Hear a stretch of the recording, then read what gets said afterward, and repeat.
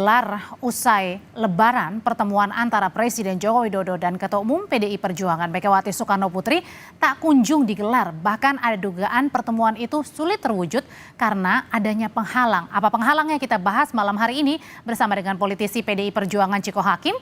Ada juga relawan Jokowi Immanuel Ebenezer dan juga nanti akan bergabung peneliti CSIS Arya Fernandes. Selamat sore Bapak-Bapak semua. Sore, Audrey. Oke, saya mau ke Mas Ciko Mas terlebih Arya. dahulu nih. Jadi Mas Ciko ini Yes. penegasan sekali lagi nih, benar PDI Perjuangan ini menutup silaturahmi dengan Presiden Jokowi? Kalau kita melihat apa yang disampaikan Mas Hasto tadi, itu kan menjawab pertanyaan karena ada gosip atau rumor yang mengatakan ada pertemuan antara Pak Jokowi dan Ibu Megawati di hari Lebaran. Jawaban dari Mas Hasto itu jelas, memang tidak ada pertemuan di hari itu. Nah, itu satu. Yang kedua, kalau kita bicara terkait dengan suasana kebatinan dari kader-kader PDI Perjuangan, mulai dari kader di akar rumput, anak ranting, hingga elit, bahkan sekalipun Ibu Megawati Soekarno Putri, kita bisa percaya apa yang itu semua bisa direpresentasikan dari statement Mas Hasto. Karena Mas Hasto ini adalah sosok sekretaris jenderal yang memang mengelola partai ini dan juga paling aktif berkomunikasi dengan seluruh kader kami. Dari tataran di akar rumput sampai elit, bahkan Ibu Megawati Soekarno Putri. Dan bisa juga dikatakan sebagai sosok yang di internal kami paling sering menemui Ibu Mega, tentu juga seperti Mbak Puan maupun Mas Nanan. Jadi tapi tentu setiap orang punya gaya-gaya komunikasinya masing-masing. Mas Hasto juga punya gaya komunikasinya sendiri, tapi bisa dijamin apa yang menjadi penyampaian dari Mas Hasto itu adalah cermin dari suasana hati kami yang berada di PDI Perjuangan. Suasana kebatinannya sebenarnya seperti apa sih Mas Ciko tadi yang ditangkap dari pernyataan dari Mas Sekjen ini? Sebenarnya lebih karena beda antara Mas Gibran yang dicalonkan, tadi kan dibilangnya juga karena beda ini tidak mendukung upaya demokrasi di Indonesia. Sebenarnya gimana ini? Banyak hal, tentunya ini juga tercermin dari apa yang menjadi gugatan kami di Mahkamah Konstitusi. Dan kita bisa lihat bahwa kami menggugat terkait dengan pelanggaran musim kampanye, pelanggaran yang dilakukan dalam musim kampanye ini, ya kan. Kami menyoroti terkait dengan nepotisme, kami menyoroti tentang abuse of power, politisasi bansos, pengerahan aparat dan lain-lain. Artinya ini tidak suatu hal yang sifatnya egotistical atau egois, atau hanya memikirkan bahwa terjadi tanda kutip pengkhianatan dari kader-kader PDI terhadap PDI Perjuangan, tetapi juga kami melihat ini adalah suatu pengkhianatan terhadap cita-cita dan perjuangan bangsa Indonesia. Mas Gibran bahkan bilang kok silaturahmi aja dilarang.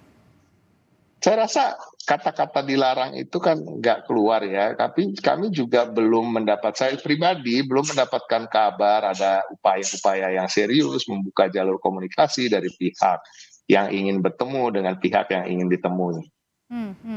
Oke, Bang Noel, sebenarnya kalau dari lihat gelagatnya Presiden nih, sebenarnya yang tidak mau ini bertemunya Pak Jokowinya atau Bu Meganya?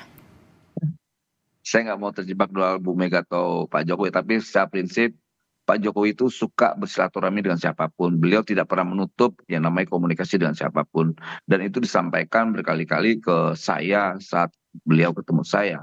Jadi Pak Jokowi ini kan suka sekali ya diskusi dan sebagainya. Yang saya khawatirkan Hasto ini menjadi penghalang jembatan silaturahmi yang sebetulnya ini momennya bulan Syawal ini gitu loh. Jadi saya melihatnya ada semacam sinisme politik, entah apalah ya yang terjadi di mana di otaknya Hasto ini. Karena biar gimana pun. Tapi kan Mas Hasto perpanjangan Sekjen PDI Perjuangan, Bang. Kenapa? Kan Mas Hasto ini perpanjangan dari PDI Perjuangan, Sekjen. Iya, seharusnya kan gini, tadi kan disampaikan bahwa kita ini sebagai benteng demokrasi. Kalau sebagai benteng demokrasi ya sudah silaturahmi, kenapa harus di barrier juga, dibatas-batasin. Kalau dia punya komitmen terhadap menjaga demokrasi, bukan begitu caranya. Persoalan pemilu, persoalan silaturahmi ya persoalan silaturahmi, jangan dibatas-batasin dong. Jadi saya sepakat dengan apa yang disampaikan Mas Gibran terkait pembatasan atau pelarangan silaturahmi ini sebetulnya membuat rakyat semakin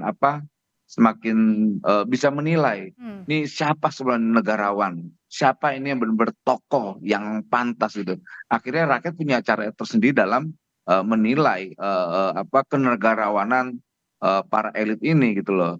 Jadi secara jujur saya sampaikan Pak Jokowi selalu membuka silaturahmi dengan siapapun dan tidak Tanpa terkecuali. dibatas-batasin, apalagi melewati anak ranting, anak apalah, nggak ada gitu-gituan. Harus lewat relawan dulu, nggak ada juga. Kita nih sebagai anak bangsa, kader bangsa ingin sekali para tokoh-tokoh ini guyup lah. Persoalan 5 tahunan kan itu Oke. persoalan pahlawan ya, pesta demokrasi yang sudah disediakan oleh konstitusi. Tapi persoalan bangsa ini kan mau 1000 tahun pun tetap harus hadir, tetap harus ada gitu loh. Hmm. Mungkin terlalu dalam sakitnya? Nah itu tanya ke Hasto, jangan-jangan begitu. Sakitnya Oke. tuh di sini gitu loh. Oke, Mas Arya sebenarnya kalau publik sendiri nangkepnya gimana sih?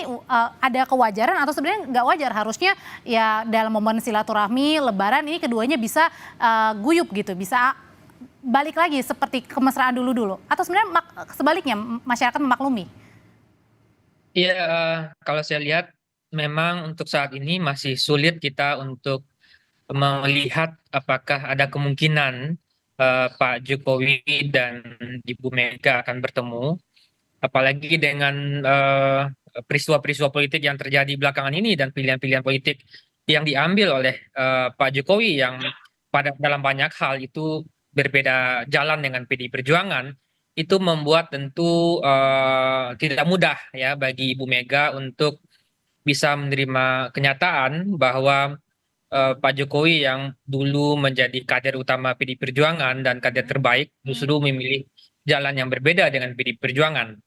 Nah, untuk saat ini memang kita cukup rumit ya. Kalau kita lihat dari skala 1 sampai 100 mungkin rendah sekali kemungkinannya untuk saat ini kedua tokoh ini akan bertemu ya. Ini Dan sebenarnya sulitnya ini memang pada saat lagi menunggu putusan MK atau mungkin jangan-jangan setelah putusan MK nanti ada kemungkinan atau sama-sama sulit? pasca putusan MK pun saya melihat belum ada indikasi yang kuat kedua tokoh itu bisa bertemu ya. Karena sekarang PDIP pun sekarang dihadapkan pada dua pilihan. Apakah akan menjadi full sebagai partai oposisi atau kedua memilih bergabung dengan pemerintahan Pak Prabowo, tetapi bernegosiasinya melalui Pak Prabowo bukan dengan Pak Jokowi gitu ya. Hmm. Jadi memang itu situasi yang terjadi di internal PDI Perjuangan. Meskipun kalau kita baca secara internal itu memang ada kelompok-kelompok yang menginginkan rekonsiliasi, tapi juga ada kelompok-kelompok yang melihat PDIP Oke. berperan sebagai partai oposisi gitu. Oke, jadi saat ini PDIP membuka rekonsiliasinya dengan Pak Prabowo ya, gitu ya? Saya kira kemungkinan itu lebih terbuka Oke. dibandingkan kemungkinan untuk membangun hubungan baru dengan Pak Jokowi untuk saat Oh, ini ya. oke kalau gitu langsung nanya ke Mas Ciko yang lebih terbukanya mana Mas? Rekonsiliasi dengan Pak Prabowo atau kemungkinan membuka hubungan baru dengan Pak Jokowi ini rasanya mustahil. Saya rasa kita nggak perlu membanding-bandingkan begitu. Tapi kalau kita bicara hubungan antara Ibu Megawati Soekarno Putri dengan Pak Prabowo Subianto, sampai hari ini memang tidak ada dan tidak pernah ada masalah-masalah pribadi dan masalah-masalah yang mendasar terkait hubungan mereka.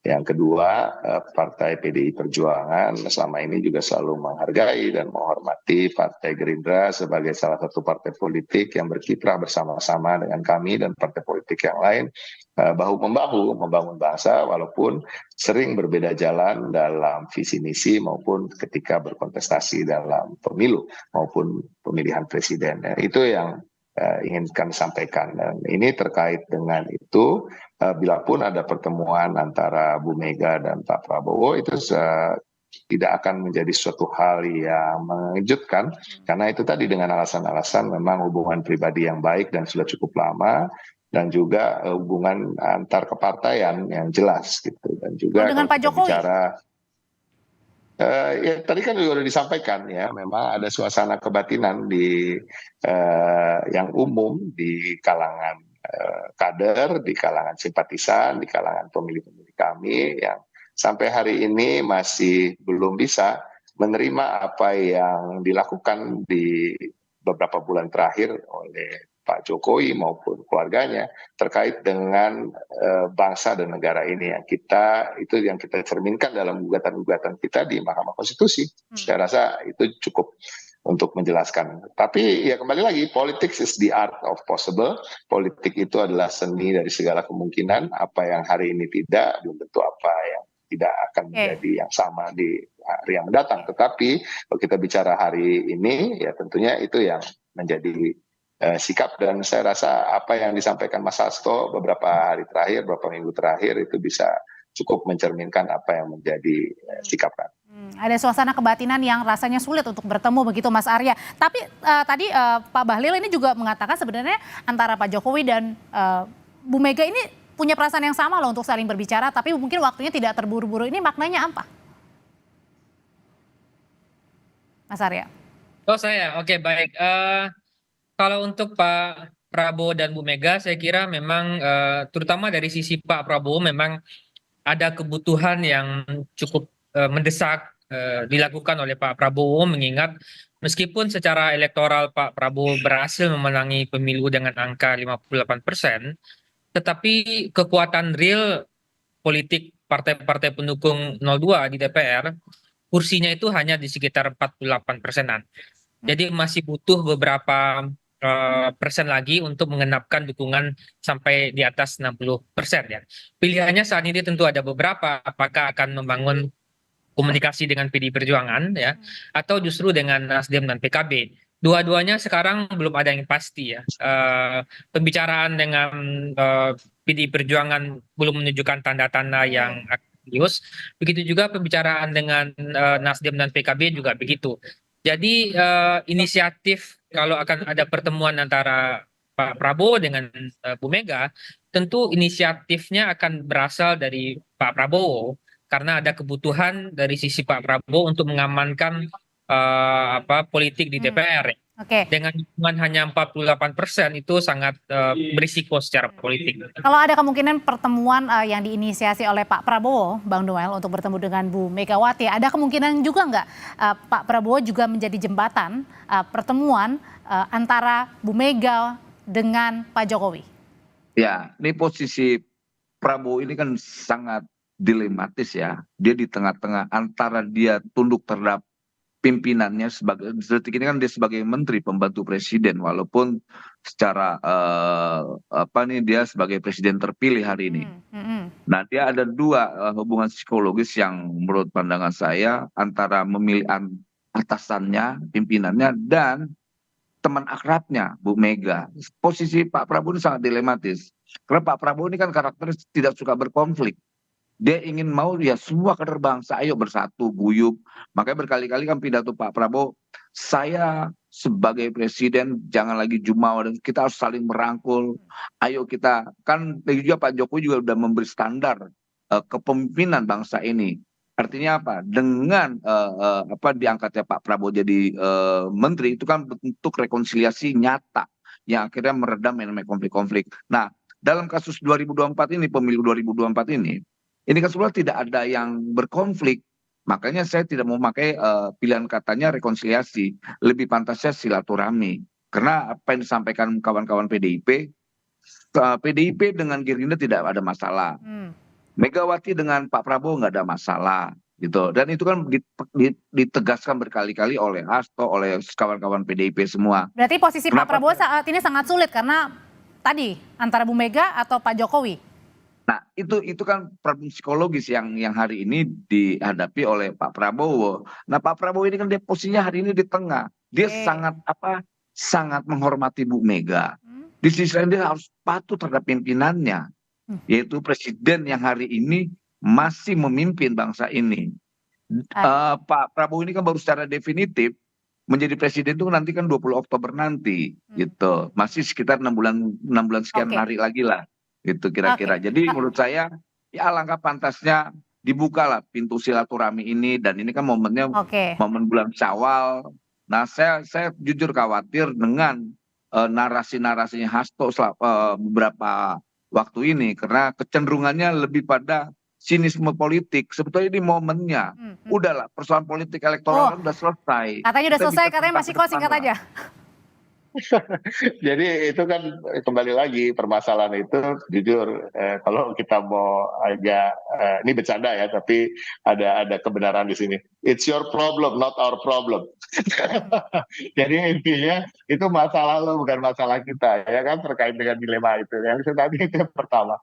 Noel. Jadi yang kedua terkait dengan apa yang disampaikan, jangan sampai juga momentum Lebaran ini digunakan untuk hal-hal yang sifatnya di luar silaturahmi, Baik. yaitu hal-hal yang untuk melegitimasi suatu hal yang memang belum legitimate. Nah, ini yang kita juga jangan sampai juga dibaca oleh masyarakat sebagai suatu trik-trik politik untuk seakan-akan mencerminkan bahwa tidak ada kesalahan-kesalahan yang diperbuat di masa lalu.